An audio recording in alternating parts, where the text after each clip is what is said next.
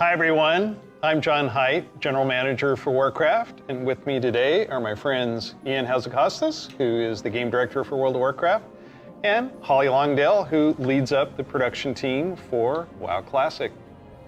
I really appreciate you tuning in. I know we're really excited to be able to give you updates on what's happening in World of Warcraft. But first, I want to thank our community for all the feedback you've given us this year, and especially our Community Council. You've helped shape and influence the updates that we've done recently and what you're going to see in the upcoming year.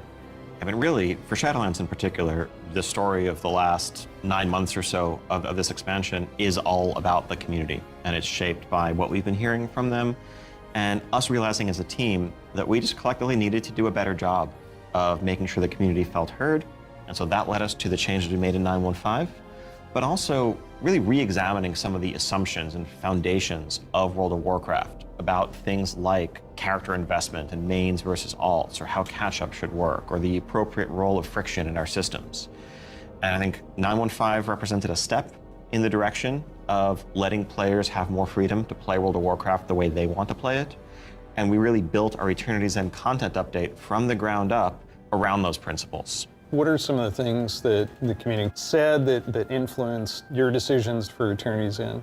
Things like the method and pacing of acquisition of the Covenant Legendary item, tons of tuning, and I think every step of the way, we were listening to make sure that we were carrying forward those lessons learned in the course of 9.1.5 into Eternity's End and beyond. So WoW Classic came about because of the community. Yeah, they continue to help guide and support us as Classic evolves. World of Warcraft has always been about the world and the players that inhabit it. And we are, in a lot of ways, curators and caretakers of that journey and of that experience. And so once this Classic community formed and grew, we had to listen to them. It's this tide of listening to the community and paying attention to what is a good experience for our players now.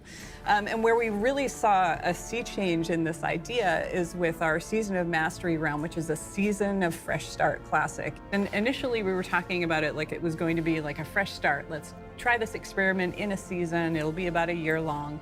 And then when the community found out about it, we started seeing this upswell. Yeah, the team just took that idea and ran with it and turned, what had started out as a small community project into this Soul of Iron system that became a centerpiece of Season of Mastery and a whole new opt-in hardcore mode that we've seen communities built around. Lots of, thrilling victory and painful defeat. 5 hours. I made it 5 hours. Yeah. And it continues, like Burning Crusade Classic. We wanted to balance the Paladin seals between Horde and Alliance, so we made an addition there. We wouldn't have gotten there without the community's input. So, influence the community, you've got another update, and pretty significant controversial change for this. Yeah, cross-faction play coming in 9.2.5. Which is on our public test ROM now as a big centerpiece. Cross-faction. Yep. You're breaking with a 17-year tradition. Yeah, it's something. It was not an easily made decision by any means, and I think this is another one of those areas where really we try to take to heart community feedback and requests and ask ourselves as a team whether there's a way to accommodate such an earnestly held desire and still feel like we're being true to the roots of the game. I think players desire to play with their friends who might prefer a different faction, or to play with the faction that they more closely identify with, even though their raid group is elsewhere. It's really important for me. I play a lot of alts, and I love absorbing the story for each race, and having that ability to play with all of my friends across factions is fantastic. At the end of the day, the battle cry is for the Horde. It's not against the Alliance. It's not death to the Alliance. It's about pride in one's faction, and I think there's a way to preserve that and even strengthen that while giving players the ability to make the same choice we've seen the greatest heroes make time and time again. I can't wait to do this. I'm seeing a lot of my friends that I never knew had a max level character in the other faction suddenly come out of the woodwork. And then, with these cross-faction groups, many of them are going to be diving into something new that we're doing to kind of cap off Shadowlands, a Season 4. Kind of a remix, a bit of a greatest hits, revisiting all of our raid zones across the expansion, bringing in some familiar older favorites into the Mythic Plus rotation. And we recognize this is kind of a closing chapter, a little bit of a send-off to Shadowlands. As everyone gets ready for what happens next and what will come next, want to give a fun new challenge for everyone to sink their teeth into. Really cool stuff for modern WoW players. I'm super excited about the gear upgrades that you're going to give me and the chance to go back and play some of those awesome raids. There's a lot to explore. Very exciting. For our next adventure in World of Warcraft, we're going to go back to Azeroth. We're going to a space with high fantasy. I mean, our fans of Azeroth for a long time. This has been kind of the foundation of much of the lore of WoW. So without further ado, let's watch the cinematic.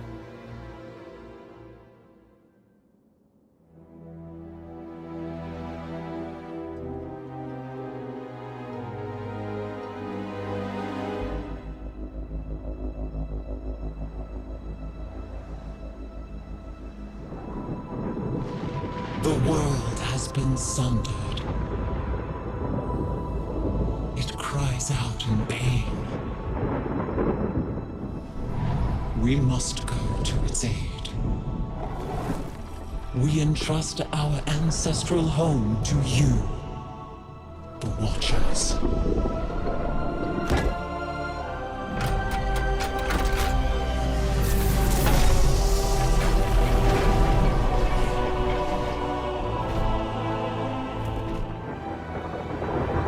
Let the land slumber, hidden even from our own eyes. You will feel our return in the waking of the land. Then, you must light the beacon of Tearhold, lest the path home be lost to us forever.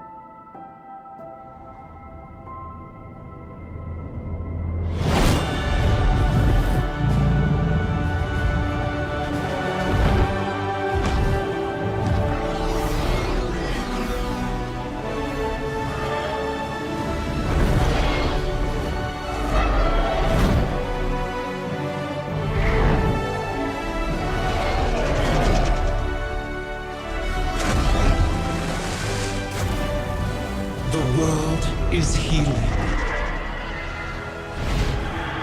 But her fate is yet uncertain.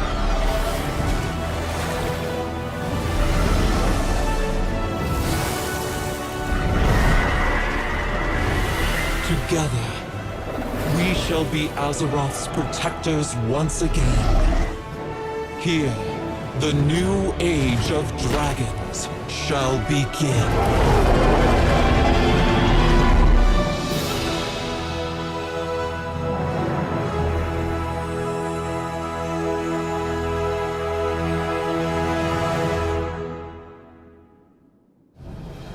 Dragons! Dragons. This is so cool. No one saw it coming. No one saw it coming. Carefully kept secret.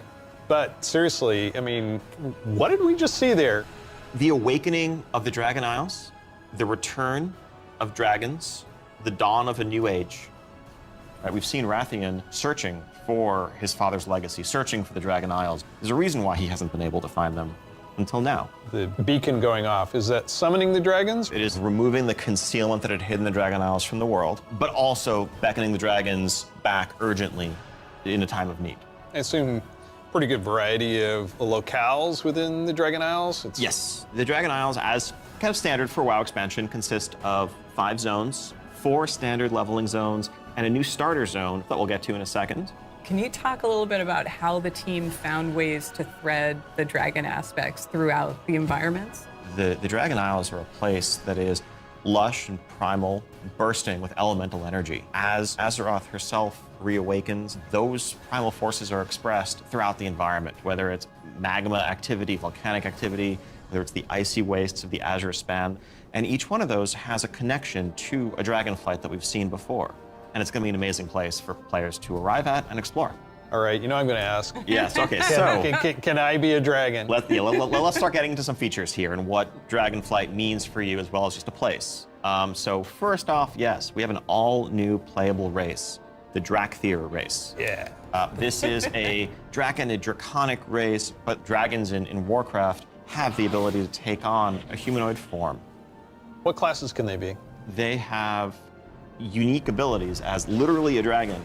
That doesn't quite fit any of our existing classes. And so what we're doing is this is not just a new race, but it's also a new class. You know, adding a new race to World of Warcraft, and not just an allied race, is something that we don't do lightly, but telling this expansion, this story, so focused around dragons, felt like the perfect time for it. So if you are a Drakthear, you will be the Evoker class. Drakthear can only be Evokers, Evokers can only be Drakthear. And the reason why only a Drakthear could be an Evoker is that an Evoker is really combining the ability to call upon the magic of the different aspects with the unique physical gifts that a Drakthear has. The ability to actually take flight and do an Nyxia-style strafing deep breath over the battlefield, land on the other side, knock everyone back with a wing buffet, and then unleash your magical abilities. Yes, please. The Evoker has 2 specializations. They're a hybrid of either range DPS or healer. And they wear male armor. We figured, you know, with the new hero classes we've added over the years, we have enough melee, we don't need more of those. And also probably don't need any more leather wearers. The raid leaders are going to love you for that. Exactly. This is definitely a hero class. And so that means that, you know, like the Death Knights before them or Demon Hunters, they will be starting level 58, and then they're going to have a new starter zone. So they're going to have a slightly different journey into the Dragon Isles as opposed to the rest of us that are sailing there from other parts of Azeroth. Can you talk a little bit about the customizations? Like what is going to be able to identify my Drakthear character? Basically anything and everything. You know, skin color, hair color, jewelry, tattoos, other adornments. You can make this character the expression of your identity in Azeroth. New zone, new class, Yep. new race. Well, tell us about some of the system updates or features. So, of course, the new expansion brings with it, you know, new systems, new features. I think in recent expansions, one of the things we've tended to do is really have these deep features that were closely tied to a specific expansion that would then get left behind as we moved on. Mm-hmm. And we've heard loud and clear from players that, you know, it's kind of a bummer to start off every new expansion by leaving a large part of your character behind, by leaving a large part of your progression behind. So this time around, what we're doing is really pouring all of our energy into permanent revamps, overhauls, and improvements to World of Warcraft's core systems. Things like our progression systems, in this case, our talent system, is something that we want to completely revamp. We want to take a look at our UI. We want to take a look at professions. So with the talent revamp and the arrival of Classic, did you learn anything about how our talents work? I think seeing a new generation of players play with those talents and work through those talent trees really underscored some of the things that, frankly, we lost when we shifted to the Mists of Pandaria style talents and beyond. A big piece of that was some of just the granularity, the feeling of getting a level and spending a point to customize your character to make yourself a bit better in some specific way. But also, that sense of hybridity that you could have. That's something that we've largely lost. And so the new talent system avoids directly pitting player power throughput choices directly against those sort of utility hybrid choices, because we know that there's always a right outcome there. And we also understand that there's a lot of strength in the flexibility of the modern talent system to let players customize their talents for a particular encounter or for dungeons versus PvP, and we don't want to lose any of that. So John, UI? Oh my God. Yes, I got this 30-inch monitor trying to keep track of where I am on the map, all my buffs, and over here, what's going on in chat. It has literally made my eyes go like this. So, Yep, you're not alone in that. We've made a lot of incremental changes and additions over the years, but really this is a revamp, this is an overhaul. And so we're excited to really modernize the look and feel while staying true to the origins of World of Warcraft. Now at the same time, we're not looking to take away the sort of power user customization there. Add-ons are still there if you want them, but we want a much better default out-of-the-box experience for all players, new and old alike. and can I reduce elements, remove elements, if I want to explore the world and see the beauty of Azeroth? When it comes to specific elements, as much as possible, we want to let players choose what to show and what to hide so that they can control it themselves. You mentioned professions. I have a critical question about this. Go on. Can I wear a chef's hat? Yeah, I knew it. Our approach to professions in Dragonflight is really all about delivering on fantasy and identity as a crafter.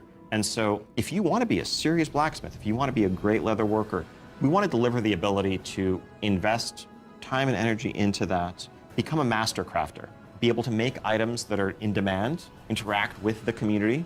One of the big pieces that we want to do to support that is a new work order system to have a bit more convenience than just spamming trade chat all day. But if you are someone, you're not yourself a blacksmith, but you have a bunch of mats and you want them forged into a great sword, you can put that work order up, list your mats, offer a commission, and a skilled blacksmith can come along and make you the weapon of your dreams. I think we left out one thing, though. You can be a Drakthear, go to Dragon Isles. Can I have a dragon? What's the fantasy of dragons, if not soaring over the lands? And so we're really excited to introduce a feature that we're calling dragon riding. It's dynamic with everything from momentum to dive bombs, the ability to just sort of build that speed up and feel the world rushing past you in a way that should be much more exciting than traditional flight that we've made available in the past, but that's also available for players through a customizable dragon mount right from the start. So this is a skill you learn over time, right, to become an awesome dragon rider? Yes, you'll be able to sort of upgrade aspects of your flight, but you will have this new form of flight from the start. And the Dragon Companion that you have is, of course, very thoroughly customizable, which is a new thing for us for mounts. This is not just a generic dragon that everyone has, but a drake that is yours. What do you want its scales to look like, horns, the shape of its head, other attachments, armor pieces, and more. Take your pick. This is so cool. So the Dragonflight expansion is going to see players leveling to 70, going to the all-new continent of the Dragon Isles, which consists of 5 zones, 4 standard leveling zones, and a new starter zone for our Drakthear class, as well as a range of systems revamps, such as a new talent system, an overhaul and update to our UI, and an entirely fresh look at professions with more depth than ever before.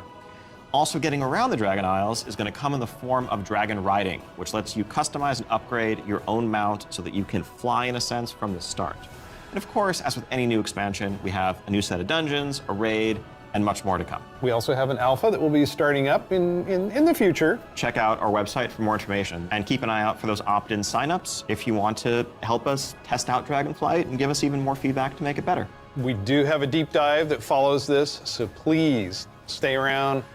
Classic players, we haven't forgotten about you. You could probably guess where we're going to go next. one of the all-time favorite expansions for World of Warcraft. Let's watch the cinematic.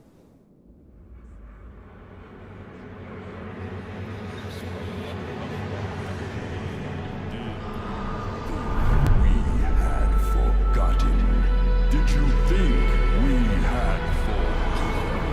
Nothing more.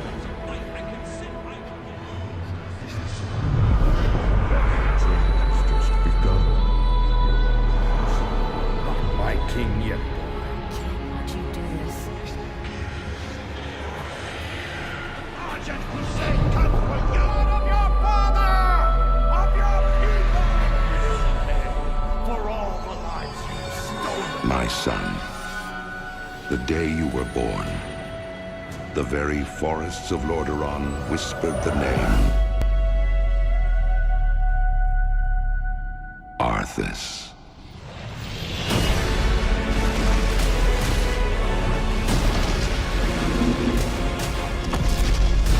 When my days have come to an end,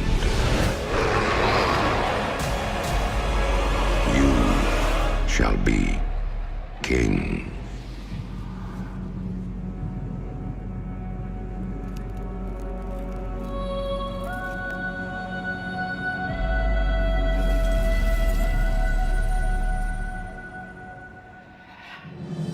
It's just incredible, isn't it? Every time I see the cinematic, I get chills. No pun intended, I get chills. As you saw, Wrath of the Lich King Classic is coming this year. It brings back so many memories. When you see that cinematic, what do you remember from Wrath of the Lich King? Anytime you want to talk about undead frozen dragons, how can you not go back to Sindragosa as the source? That was the first expansion I played with my youngest son.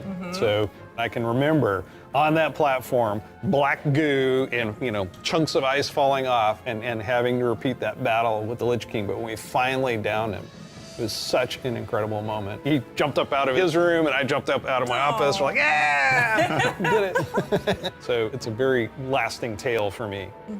So as you know, with this expansion, you will, in pre-patch, be able to play the Death Knight. They will start at level 55. You don't have to have a high-level character to make a Death Knight, so everyone will be able to make one. We're excited to give players some time before Wrath officially launches to get geared up and ready to jump into Northrend with everybody else. And there are so many zones and areas to explore in Northrend, and I want us to talk about some of our favorites. So for me, Grizzly Hills has a very special place in my heart. The music was some of the best I've experienced in World of Warcraft. I still make my way all the way up to Storm Peaks to try and find the time-lost Proto-Drake and have yet to get it. I've got to say Dragonflight. The wide open nature of the zone, Wormrest Temple in the center of it, it's an unforgettable expansion as both a developer and a player and kind of making that transition from one to the other. Now let's talk about some changes. So one thing we looked at is Dungeon Finder, and it feels like how we envision Classic, Dungeon Finder is not a good fit for our community. That was kind of the first step that may have eroded some of that social fabric. Now, as people have gone through the experience of going back to vanilla, rebuilding those groups, relying on each other, not wanting necessarily a random participant just to show up and then leave. Yep. Yeah, that makes total sense. But today, you can do that in Shadowlands. You'll be able to do that in Dragonflight. It's a self-selected group of people who specifically want that different experience. Yes. Let's make sure that's what we continue to give them. That leads right into arena teams in Burning Crusade Classic. So we listen to the community and we remove that because individual rating is preferable and a better experience for them than arena teams. Also, with Wrath of the Lich King, Barbershop, which allows you to customize your character. We're going to be adding a few more options that were not existing when Wrath launched, but also there's another side of this where we are not going to charge a real money fee. It was a paid character customization fee, right? Yeah. It seems the right thing to do that just be available in-game for gold and we add more options to it, right? It's sort of like spell batching in a sense. There's a lot of technical advancements, and it's not about the philosophy of what makes Classic classic and what brings people together. It's just what's the better experience, and let's not artificially restrict something that we can provide a better version of just for the sake of nostalgia. And we're happy to say this is one of those cases. So, Wrath, the level cap's being increased to level 80, so we'll be introducing a level 70 boost so that players who want to get in with their friends or just explore Northrend right away will be able to do that. You can't apply it to a Death Knight, but you will be able to use it otherwise. And of course, we have Inscription, a whole new profession, so we're really excited about that. Yeah, and as we continue this road to Wrath, we're going to be looking to getting a lot more feedback on beta, and we'll make changes as we need to. Such an exciting time to be playing World of Warcraft. We have the return of the Wrath of the Lich King for classic fans, and taking us somewhere new with Dragonflight. We're so excited to be able to bring these adventures to you. Don't forget, there's a deep dive on Dragonflight where you're going to get a lot more information. Thank you so much for spending this time with us, and we'll see you in Azeroth. And we'll see you in Northrend. And in the Dragon Isles.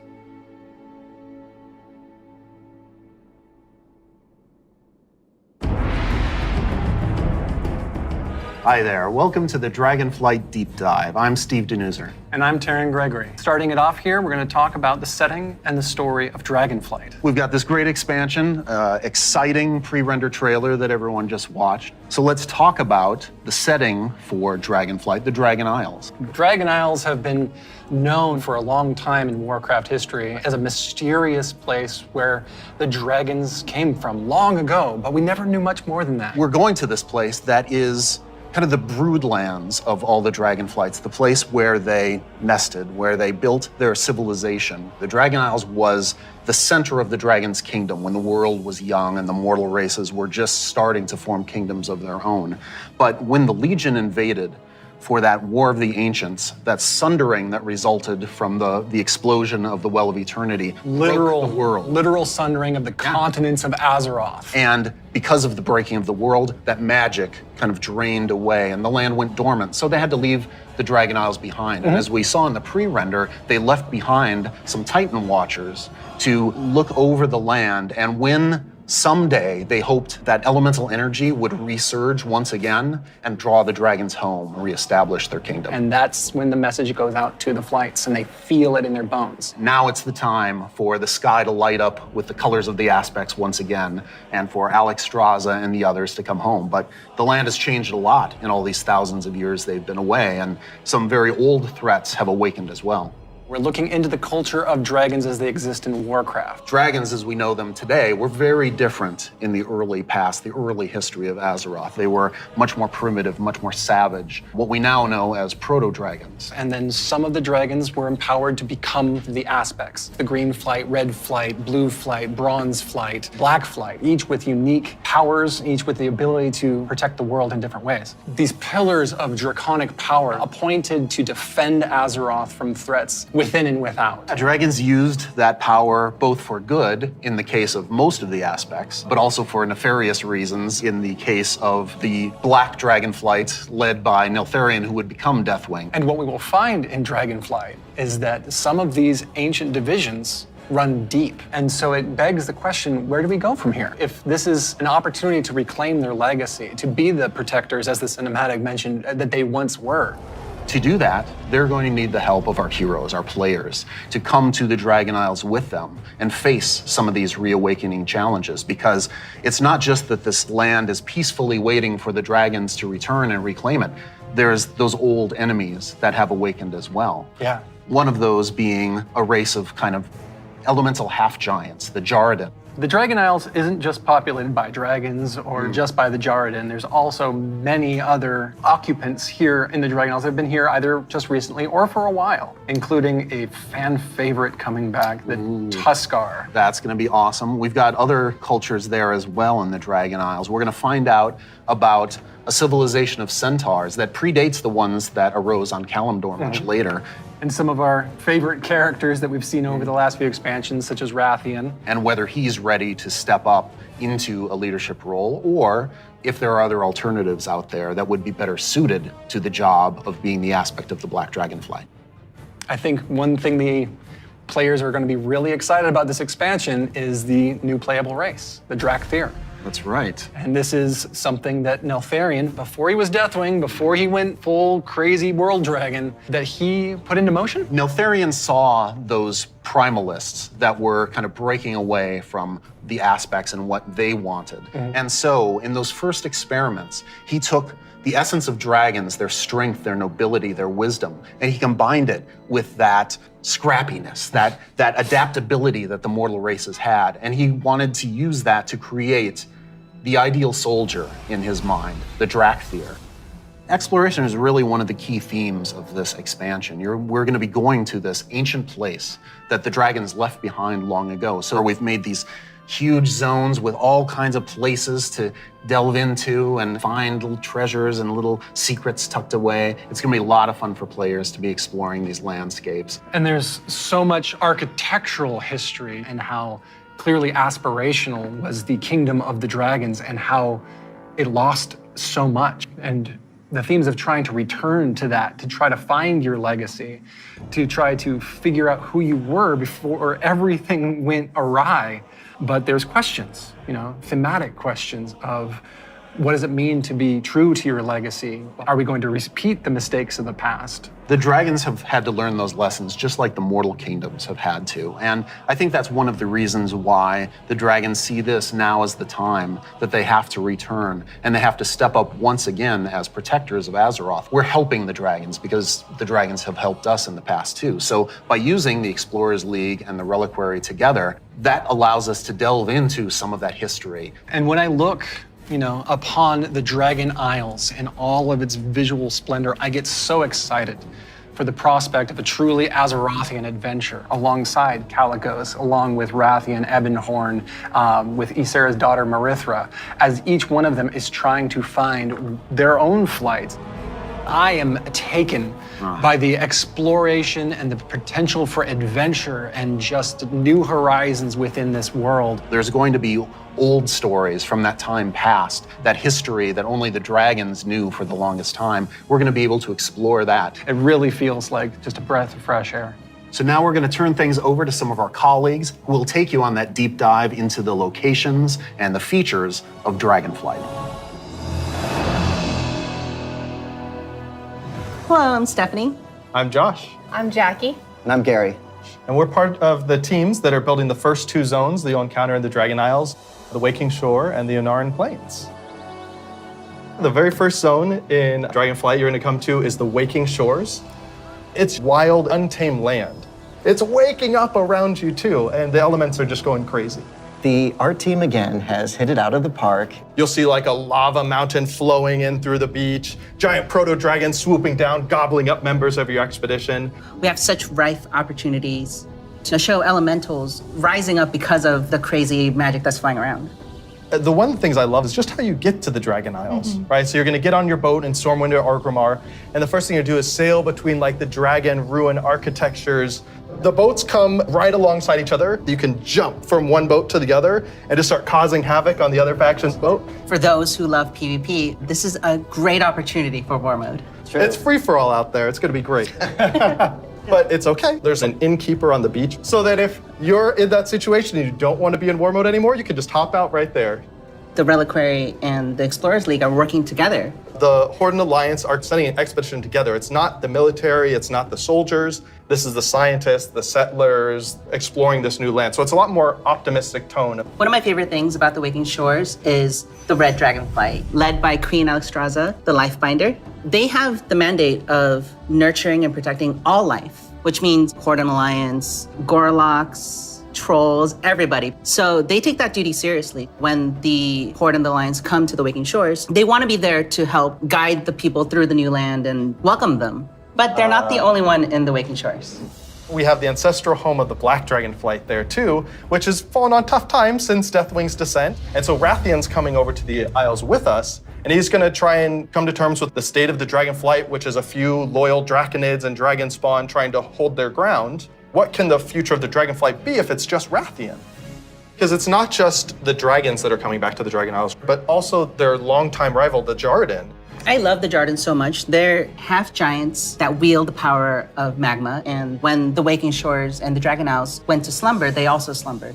They're back now, and they are ready to raise chaos. Yeah, they're massive. They're riding giant lava mammoths, parading around, just stomping on your face. And they were the enemies of the Dragonfly for so long. They fought against the Red Dragonflight, hunted dragons down, and they're really taking this opportunity to rise up. As the Red Dragonflight have the mandate of nurturing life, they don't want to just stomp out the Jarden completely, but they want to make sure that they don't have the power to affect those around them negatively, to make sure they don't go on a rampage and destroy the ecosystem that has been created here. And so those are awesome things in the Waking Shore, but Steph, there really is only one right answer for the best thing in Waking Shores, right? What? This is true.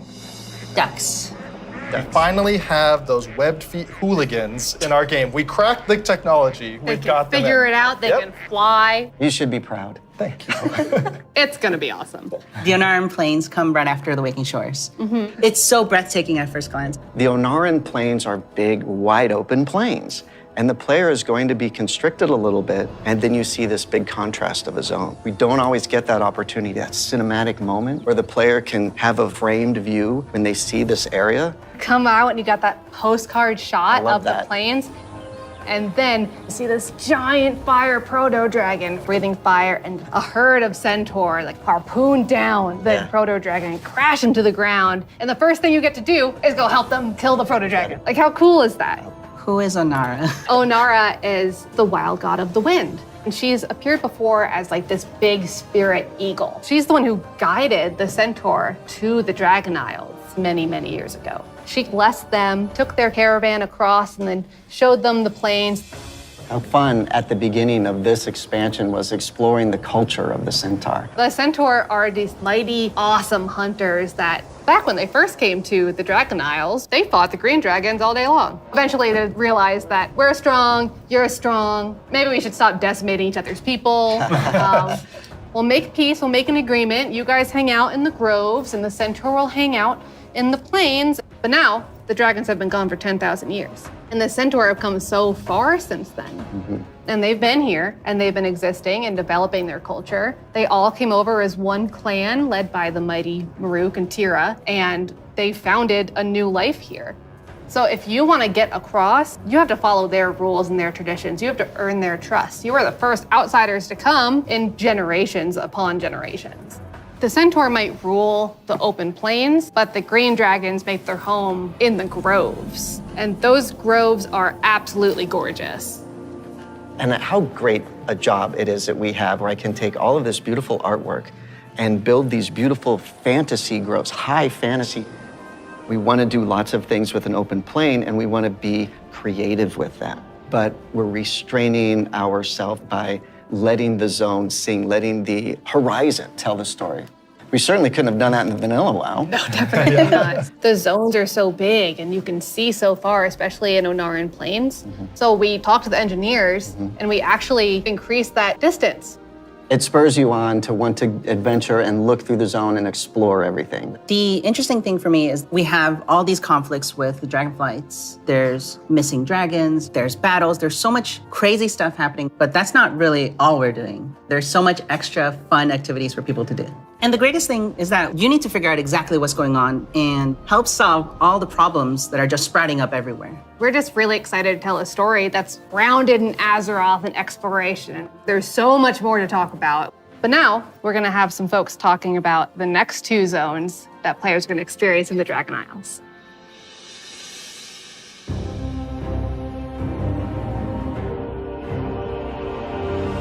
Hello everyone, my name is Kate. I'm Christy. I'm Kate. I'm Sean. We're going to talk today about Valdrassus and the Azure Span. So Azure Span is going to be the third zone that players adventure through, and it's one of our biggest zones that we've done in the Dragonflight, maybe even to date. We knew it was going to be like the largest visual elevation change, and it really started with this great concept art. When we first were taking a look at the design, we kept coming back to one of our favorite Wrath zones, which was Grizzly Hills. And we really wanted to take that, but wowify it more. And I don't know if you've ever been up to the Bay Area, but in the morning, that coastal fog comes in and dips down into the redwoods and that sun shines through. That's really what we wanted to encapsulate with this forest. And not only we have redwoods, but we've got all different types of trees. Eventually, it'll break open into this wide open tundra that's just golden and red, and you'll reach up to another level of elevation where you get to see the snow. The majority of the zone is covered in snow and ice. We have giant frozen waterfalls, ice rivers as far as the eye can see. And Sean, I know in the forest, we can expect our first creatures. We have a small group that lives there called the Knolls. These Knolls are all throughout the forest in Azure Span. They've made this their home. Some Knolls with strange magic that we're going to find out what exactly that's about. Snow Knolls, or as I call them, the Snolls, up in the winter area. And then some regular Knolls that are just going to be around the forest area. So then we go into the big open tundra where we meet our second group, the Tuskar. It's going to be really neat to explore their culture a lot more. And those kids are adorable. I absolutely love the Tuskar. Honestly, all my downtime's probably just me hanging out with the Tuskar. So it's been a little while since we've seen them. We remember the Tuskar from Wrath of the Lich King. They're also getting a nice, cool upres for their models, along with expanding their culture. So there are going to be male Tuskar, female Tuskar, Tuskar kids. So we're going to fight alongside them, which includes help from a certain group of dragons, the blue dragons. We're going to follow the story of Kalagos, our blue dragon buddy from the Kirin Tor, and he's going to be adventuring into Syndragos' archives. It's a giant zone. There's a lot of surprises. When we're done there, we head over to Thaldrazes. Thaldrazes. It's really incredible because you will be going through some of the previous zones and seeing a lot of ruins for the dragon buildings. But when you get to Thaldrazes, everything is perfectly intact. It's beautiful. It's pristine. It is the seat of power for all 5 dragonflights and home of the dragons. It feels that way with the huge vertical mountains. We've got these great cave systems where you may end up finding little dragon hordes. My favorite dragonflight right now is the Bronze. They've got a really cool area in Thaldrazes, and their magic is time.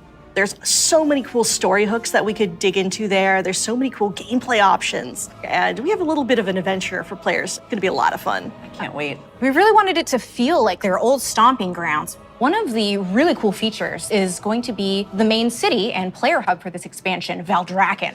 It is a culmination of all of the dragon's efforts to put together what a city would look like. So we ended up having a bunch of really fun small vignettes where you see that the blue dragonflight is hosting a public library, and the red and green dragonflights both have their own separate gardens. We'll also have some convenience services for players, including an auction house in the city, which will be really nice if you're looking for more exotic wares.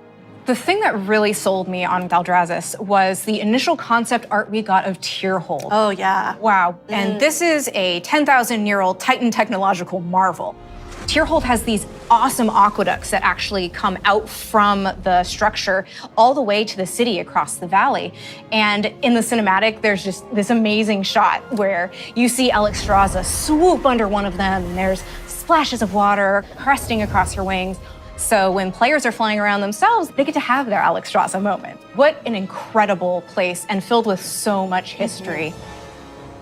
Tierhold was built by Tyr. He was a Titan Keeper back in the day who helped the Aspects fight Galakrond. And when they settled on the Dragon Isles, he built this facility. And even though Tyr's gone, the dragons have held him in reverence. But that was 10,000 years ago, and they've let the Titans maintain the place. An incredible amount of history has happened since then. Flights have been nearly wiped out. There have been invasions, betrayals. Aspects have died. And these are the kind of things that leave marks on a society. So now they're all back here, and they're all here together. As we were designing the zone and the city itself, we're trying to figure out, how do we tell those stories at the same time as making sure that this is a really convenient place for players to go and, go shopping, as they tend to do. So much adventuring happening on the Dragon Isles. It's so cool. As a player, you probably don't have your own dragon wings. You are going to learn the art of dragon riding. It's so vertical, and I'm just excited to dive off the tops of towers and swoop under things. It's actually one of the things that we're about to learn about next. Hi, I'm Jake. I'm Andy. I'm Kali. And I'm Graham. And I'm really excited to talk to you guys today about the Drakthearavoker, our new race and class coming in Dragonflight. We're here to talk about not only the Evoker, but also dragon riding, which is our exciting expression into the exploration of the Dragon Isles. We knew with a dragon-themed expansion, we wanted to let you play a dragon. Not a big dragon, Alexstrasza size. That'd be tough to fit into raids. I'm sorry, Jake. Okay. I know. Fine. But a draconic humanoid. So the Drakthear, created by Neltharion. And like our other hero classes, you get to choose if you want to start on the Horde or Alliance side on character creation. So let's talk a little bit about the Evoker, the class they can be. What's unique about it is because the Drakthear are created by an aspect, they have the ability to wield the magic of all 5 Dragonflights. So Evokers can take advantage of red magic and blue magic and bronze magic. And to show that, we created a visual, what we call a prismatic effect. This prismatic effect is basically the coalescence of all their energy as they channel it into whatever spell that they're going to cast. You have a red magic spell called Pyre. So when you shoot it out of your mouth, it twirls in the air with all 5 of the Dragonflight's magic as it turns into the red spell before landing on your enemies and exploding and hopefully burning them. I'll take that one. Getting that vibe across that they use all 5 was really important to us, but we did want to make sure that each specialization focused on 2, because casting 5 different colors gets a bit messy. So their damage dealer specialization, their first of 2, Devastation, mostly focuses on red and blue magic. Red being very fast and explosive, burning everything with Pyre, whereas blue is more focused and overwhelming. You can shoot a beam of energy out of your mouth to disintegrate one single enemy in front of you. There's a healer spec called Preservation. The healer spec is going to focus mostly on your green and your bronze magic. So your green is going to be evocative of the Emerald Dream, your growth and your nurturing spells. And then you have your bronze magic, which is going to be more timey-wimey. So you get to heal a wound faster. So in addition to the visuals and the animation, which all make you feel very powerful, we really wanted the player to have a physical connection to the cast. We have a new type of spell called Empower, where when you actually hold down the button on your keyboard, it charges up the spell. The longer you charge it up, it might do more damage or hit more targets depending on the spell, but it gives you this really physical connection and control that's new for World of Warcraft and I think is feeling really, really good. We have some great animations. Thank you, Andy, your team. You love it, Andy. You feel physical when you're casting your spells. You can actually fly around the battlefield and cast while you're flying. Raining fire and death from above. It's great. In addition to the gameplay, though, another part of feeling draconic is looking like a dragon. Well, we talk about dragons breathing fire, but you know what's actually fire? What's actually These fire? customizations. Oh my goodness. But no, they're really, really They're cool. awesome. Because you have both your draconic form and your humanoid form. And the customization options for both of them are amazing. They're very good. What about color? Just tell me you tell can us about the change color. You can do a lot of matching. So your Visage form can have scales that are the same color as your Drakthear form. But my favorite, super favorite part of customization for the Visage form, hair. Yeah. Because I can actually do this in game. Yeah. The tech is here. We finally did it. As players make their way through each of the areas of the Dragon Isles, they'll partner up with the Dragonflights to move through the air as they've never done before. You'll notice I did not say flying, because flight has a very specific meaning for World of Warcraft. Yeah, it does. And we're talking about something new called dragon riding. And as the players are honing their dragon riding skills, they're going to get to see all new animations that go along with the different look and feel of the drakes. We're aiming to shake up movement with this new system, providing players with a deeper immersion with forces like momentum and gravity. We knew that for Dragonflight, we were going to have the opportunity to show players a whole new set of Dragon Isle drakes, completely unique from all the other things they've seen in World of Warcraft. And so we wanted to come up with a movement system that would add that sense of physics, weight, and gravity, like you were mentioning. We knew it was going to take a huge team effort, not just animation, but it was going to take effects. It was going to take the engineering team, who we rely on heavily, and that combined with some new animations really helps to lend that feeling of physics as you move through the air in ways that you haven't before. And the icing on the cake is going to be some really cool effects that we've added on top of all of that.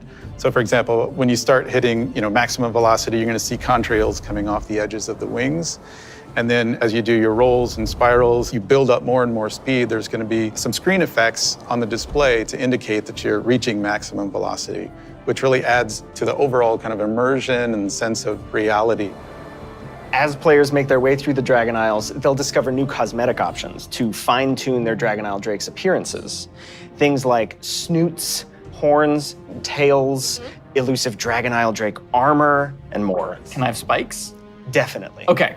We want to provide players with all new skills to play with, as those who can use their momentum well can reach higher and higher heights, and bring on new, more difficult challenges. We just have so many new gorgeous options to choose from, and I'm just so excited for all of them. I'm excited for the whole thing. I mean, it's been a lot of fun to work on, but I can't wait to actually get in the game, play it with you guys. I can't wait. I can't wait to fly around Dragon Isles. This is gonna be great. Next up, you're going to hear about the talent revamp and the UI changes coming in Dragonflight.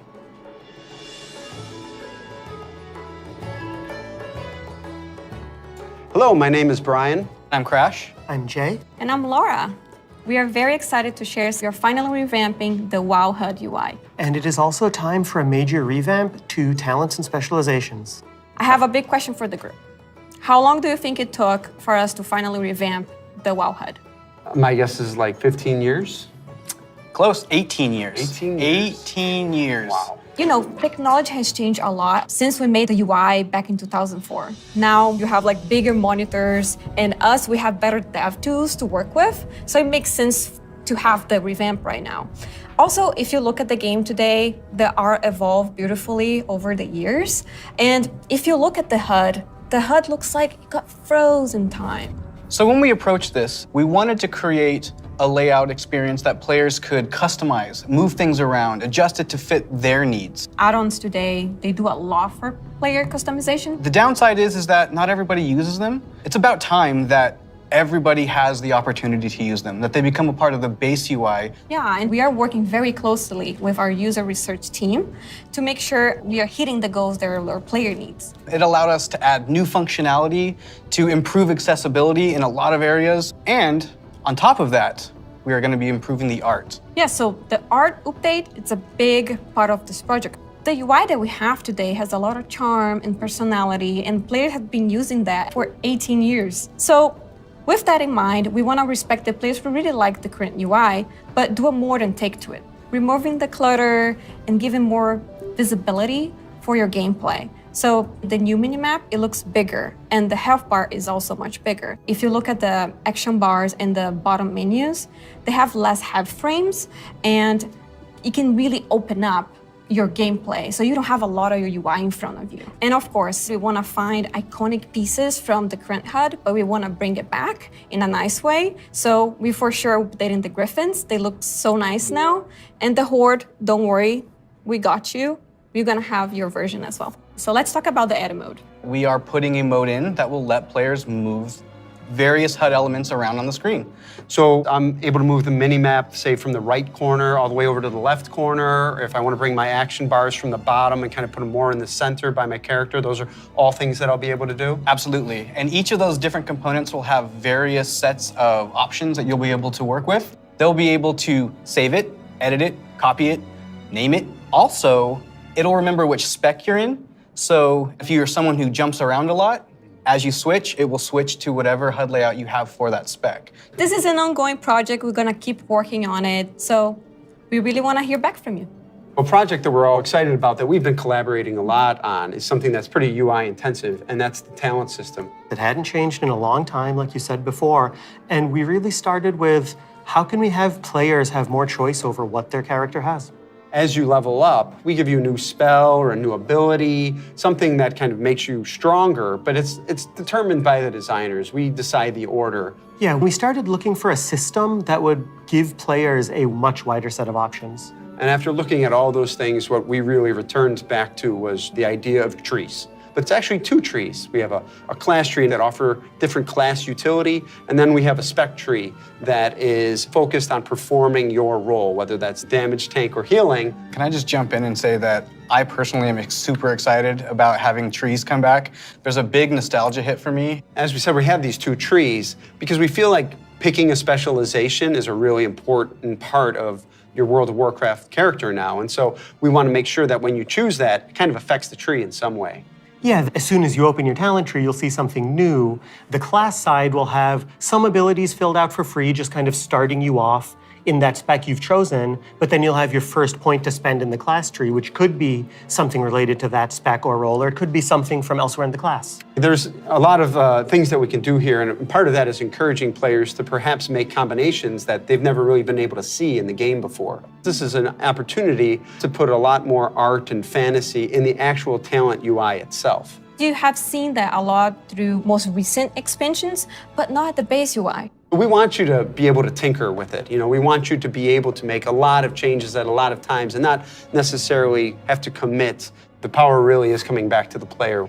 It's not something we want people to feel locked into. And so one of the things that we'll be preserving is the ability to change these talents at the same kind of frequency that you do now. Yeah, the old school players, when you see trees this time, just think, yeah, I'll go from my raid night to my arena match and figure out what I think is the best for both of those. And that's a process we want to make really fluid. So we're building a save load feature that lets you create your build, name it, save it, and then load it up very quickly and freely. Talents were really about the breadth of options. We've made all these different cool things over the years, but when are they at their coolest?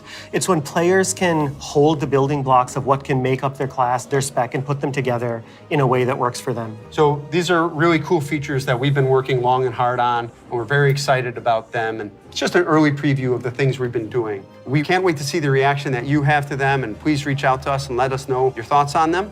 And next up, we're going to talk about professions in Dragonflight.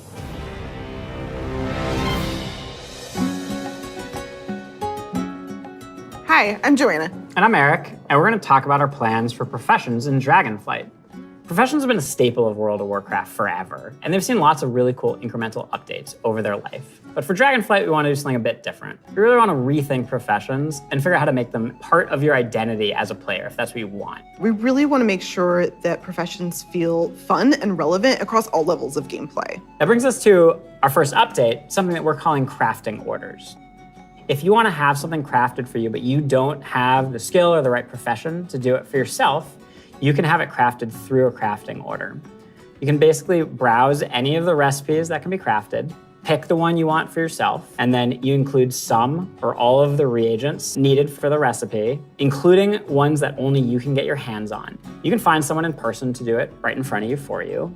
Or you can also go to an NPC and using an auction house-like interface, send the order out. If you're doing this, you can pick, do you want to send the order to anyone, sort of a public order, or do you want to only send it to your guild, or to a specific other player? Maybe it's a friend who you know will be able to craft the item really well for you. If you are really dedicated to your craft, you're going to be the best at what you do. One of the coolest things about this is the item you had crafted can also be soul-bound. In the past, you could only get your hands on crafted soul-bound items by having that profession yourself. Now anyone can have them crafted for them, which is really neat and really expands the number of items that we can provide that are really powerful because everyone can have them crafted through the crafting order system. This is also really cool because it means as a crafter, you can start building your client base. People are going to come back to you to get certain items. Maybe you're the best at making it, or you always throw in a little something extra. You're also going to be leveling up your profession. It's going to be really great. So the first time you go to craft, you're going to notice a lot of different things, but probably the biggest is the introduction of quality, both to your crafted items and your gathered reagents. Quality works in a pretty simple way. If you craft something that's a higher quality, it's just going to be better. For a piece of gear, that probably means a higher item level. If it's, for instance, a potion, that might mean a more powerful effect at a higher quality. And we're doing a lot of new things in the UI. We've put a lot of work into it to make sure that the professions feel really special and unique. And another thing you might notice in the crafting UI that's new is the introduction of stats specifically to your professions, both crafting and gathering. And this is another sort of major input into quality. Probably the biggest source of your ability to craft items at a higher quality is through crafting specializations. We've had crafting specializations in the past, as far back as original World of Warcraft. With Dragonflight, you can go out and earn specialization points in a whole bunch of different ways. So maybe you find an old book on a bookshelf in a ruin somewhere, or a hermit in a cave who can teach you a little bit about your profession. So let's say you're a blacksmith. You might decide that first you want to become an armor smith. And the more points you spend in armor smithing, the better you're going to get at crafting all armor. This also means that if you specialize one way, other people in your guild may specialize in a completely different path. So this means that your guild could have several top blacksmiths and everybody's providing something unique and valuable to the team, which is really cool. Now that reminds me of another update. We're actually adding crafting tables to all the different crafting professions. We're gonna take those and we're gonna put them all in the main city of Valdrakken. And you're gonna go in there and you're gonna get to see all the different players crafting their items at their cool crafting tables. Yeah, it means you're gonna walk into the city and you're gonna see like all these alchemists huddled over here, and you're gonna see all these blacksmiths over by the forge. There will be other players filling orders or grabbing orders. It's gonna be a whole new crafting area that's gonna make you feel really part of the world. It just seems like a much more lively area than it has in the past. What I'm most excited about, though, is the gear. We're introducing new types of gear for every profession, and when you go to, say, mine a node, you're actually gonna just switch into that gear. It's gonna be really great. You're not gonna have to carry that stuff around in your backpack anymore. There's actually gonna be dedicated slots for each of your pieces of gear. But I'm a numbers guy, I love progressing. All pieces of profession gear will have those special stats that we mentioned before on them. And as you get your hands on better versions of the gear, it's really gonna help you get better at your profession. I can't wait. Thank you for tuning in to the Dragonflight Deep Dive. You've heard a lot about the content and changes coming in Dragonflight, and we've got a lot more in store for you in the coming months. Until then, we'll see you in Azeroth.